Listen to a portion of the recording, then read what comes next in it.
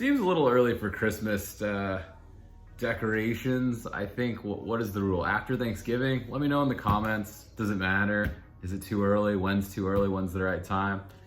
Anyways, welcome back to Friday Freestyle Chat number 2.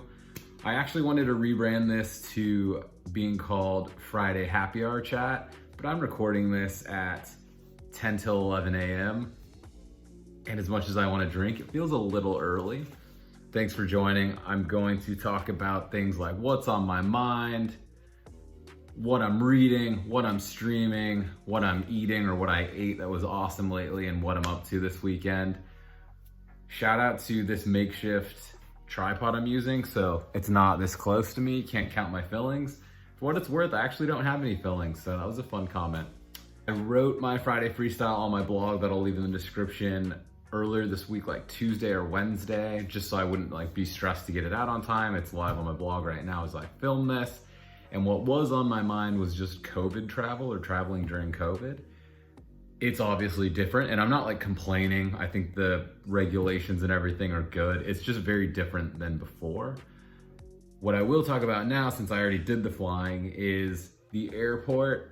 Hilariously, I was telling Yuji, the physical UX here is so much better than Mexico City, because there we ran into this problem where you had to scan this QR code, but there was one of them on the way in, and it was on the wall. It was not in the way you'd walk. When you go to Playa, they are all over the place and you have to see them. So I was like, wow, this is great.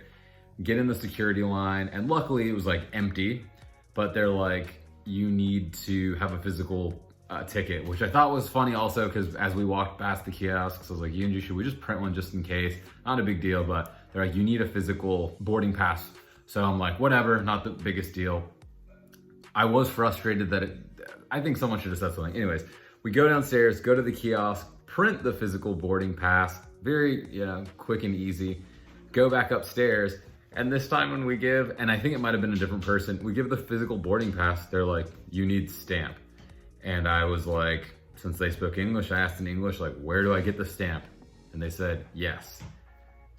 And this is where I start getting frustrated, but I'm just where do I need to go to get the stamp? And they just keep saying yes. Finally, we say donde or donde vas or whatever, and they just say abajo. We go downstairs, and I guess we have to go to the check-in counter, which I always try to avoid, because although we do travel with little luggage, our stuff is heavy, and if they ever weigh it, they're gonna have to gate check it, and I don't want to deal with that. Or Delta, it's not even free to check the bag, so we'd probably have to pay 30, 50, 60 bucks. Anyways, I like to avoid it. We get there, and then it makes sense. It needs to get stamped because the check-in counter is actually who's looking at your COVID test and then your proof of vaccination. The reason you need a proof of vaccination is then you can get the COVID test up to 3 days in advance. If you're unvaccinated, it's okay, but you can only get it within 24 hours. So they check proof of vax, your COVID test that obviously needs to be negative, otherwise that wouldn't make sense. So once we got that, went back upstairs, and for the first time, going through the third time through security, this is the only time someone actually was there to ask us for the QR code health questionnaire thing. So had we got through the first times, you didn't even need to do it, which I thought was hilarious. And then also, shouldn't that person also be there saying you need a physical boarding pass with a stamp? It was so confusing. Anyways, we get to the gate. We actually ended up eating some food I prepared and packed, which that goes to waste, but awesome baguette, yogurt, sounds weird, salmon pate, and sliced cucumbers.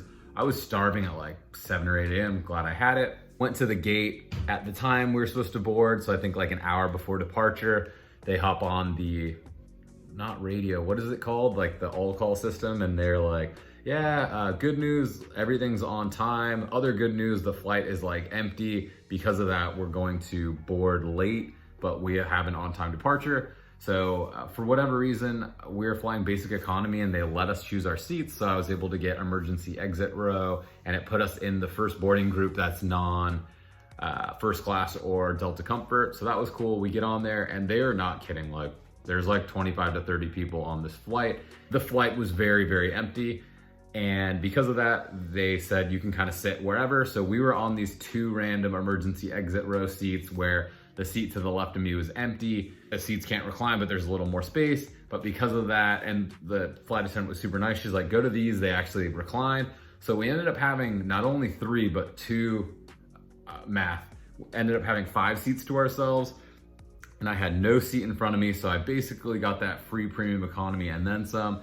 My bag was way out in front of me, and then I had the screen way in front of me and to the right. So I actually rigged it so my audio went to the screen to the right of me. This is getting into TMI. Updates to global entry. You don't even need to put your passport down there anymore. Like, it scans your face and then it's like, it gives a green light and a lady calls out if you lag, like they say your name, like you're good to go. A little freaky. It's definitely a case where you are selling, giving away your privacy for convenience. I'm cool with that. So that was very cool. And it gets us into a good segue. The first meal we wanted to have. So that's where we went. It's where we'd been thinking about forever. Really good burgers in Mexico, but nothing is In-N-Out. I will die on this hill that In-N-Out is like my favorite thing. I got my double, animal style, which if you're not familiar, that's extra spread. Their spread is like a Thousand Island relishy, like secret sauce thing, grilled onions, that's straightforward, and mustard fried patty. So when they're like frying the patty on the griddle, they put some mustard on it for extra flavor. And then the pro move is to add chopped chilies. So they've got those banana wax pepper things. They'll chop them up and throw them in there, not the patty itself, but in the burger. So I got one of those, and then I got one cheeseburger, similar way, and I split a fry with Yoonji. Nothing says welcome home if you're from California, I guess, especially like SoCal though, like In-N-Out. Incredibly consistent, just as good as I remembered, incredible. And then our first dinner back, or our next meal, like with her parents, everyone together, we had kalbi. Kalbi is a short rib like stew with radish, carrots, and just like these fat short ribs that like come off the bone, super tender, and then like eaten with some banchan. So we've had your typical kimchi and then marinated perilla leaf with like some spice. Anyways, that was really good. What I'm streaming, we watched a lot of Brooklyn Nine-Nine. I have no clue why I didn't watch it previously. It is hilarious and it was awesome. So being abroad is good in that Netflix usually has more content because there's less competition. Anyone that's been watching anything lately knows like Paramount Plus and Hulu and Peacock, like their Apple TV Plus, there's so much competition in the US that everything's so fragmented. But when you go to certain markets, there's like Netflix and Disney Plus, and that is it. So Netflix has rights and access to things they don't in the States. So watched a ton of Brooklyn Nine-Nine. That show is hilarious. It's not on the level of like Friends or The Office or anything, but it does remind me of The Office because it's like a workplace sitcom. So hilarious. I debate who the best character is. Is it Holt or Boyle? If you're watching the show, please let me know who your favorite character is. Hopefully it's one of the 2 I said. If it's someone else, let me know. I also think Hitchcock and Sully, is that the guy? Those 2 guys are very underrated. I think the show writers do a great job of just writing them in just enough and they don't try too hard. The other thing we watched this week was Blade Runner 2049. It was like my second or third time trying to watch it. I watched it like on a flight, so I was like passing out, and watching it again, sober or semi-sober and not super tired. It is a very like slow and like visceral movie.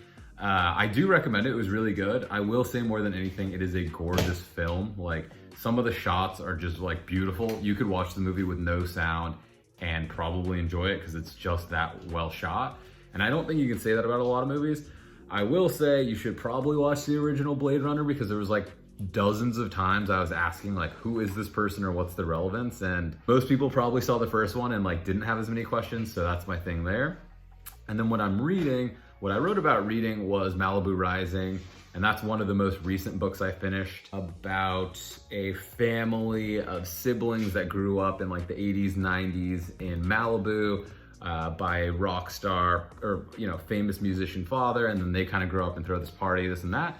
What I do want to talk about is the other book by Taylor, I keep messing this up, Taylor Reed Jenkins, called Daisy Jones and the Six. And that was a book written before Malibu Rising about the 60s, for sure the 70s, I think late 60s, 70s, maybe all the way up to the 80s, about a rock band or several, like the rock scene in LA in the late 60s, but all the 70s.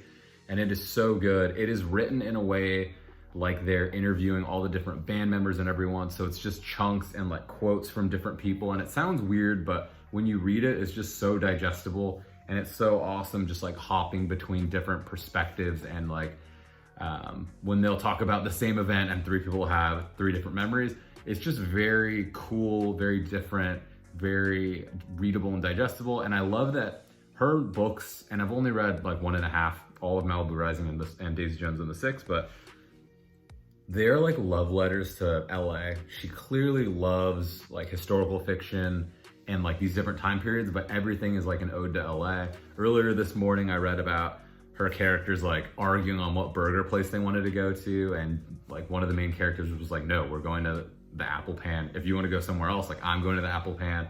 That's, you know, Ian, shout out if you're watching that. That's like Ian's like burger spot that I still haven't gone to, hopefully this weekend. Highly recommend if you're into California, historical fiction, rock, or like cool famous people like partying and being larger than life. Highly recommend Daisy Jones and the Six and Malibu Rising, but even though I'm only like a little over halfway, I recommend Daisy Jones and the Six even more. What's up this weekend? We're back in SoCal. Super happy to be here, super like laid back. The ironic thing is I was looking forward to cooler weather because it's, you know, November and we were leaving the beach. It was hotter here than Playa del Carmen yesterday. It will be today and the next 2 days. Suffice it to say, we might hit the beach because it's so nice. Definitely want to hang out with our friends that live in LA this weekend, and potentially, depending on what people are doing, the Brazilian GP is Sunday. All Formula One GPs are on Sundays. But the reason this matters is for us American folks, or anyone in like the Americas rather, most Grand Prix or Grand Prix, most Formula One events occur in like Europe or the Middle East or maybe even Asia. So the time zones they play in are like terrible. Most GPs on like a Sunday morning happen at like 5 or 6 a.m. Because it's in Brazil, it's at like 11 or 12. So might actually be able to watch this Formula One Grand Prix live with friends. So that's what we'll be doing. I also expect some drinking a little bit and definitely more Korean cuisine. If you've made it this far, I would also love to know, I'm thinking about, and I mentioned earlier, like the happy hour thing, I'm thinking about doing these as live streams, probably 4, 5, 6 p.m. Pacific, or, you know, for folks that are in the Americas. What are your thoughts if I live streamed this and just kind of like answered any questions you might have, and then used these kind of, what am I reading, watching, eating, doing things as like a crutch if no one asks anything? What are your thoughts if I stream this? Thanks so much if you watch this. Again, new video tomorrow. Today's Friday, right? Yeah, new video tomorrow, actually morning. It's going to be a tour of the best brunches in Querétaro, and I'm dropping it in the morning because I was like, if you're on YouTube in the morning, that probably makes more sense to watch brunch than like late Saturday night. You're like, why do I want to watch brunch? Anyways, thanks so much for hanging out. Catch you tomorrow. We'll keep doing this. Let me know. I'm loving all the comments, whether they're positive or critical. Appreciate the feedback. So any feelings you have on anything, let me know. I respond to every comment. That is the truth. Unless it's a reply to someone else's comment, I don't get those notifications, so make it a clean one. Have a great weekend. Don't put up your Christmas decorations. It's too early. See you tomorrow.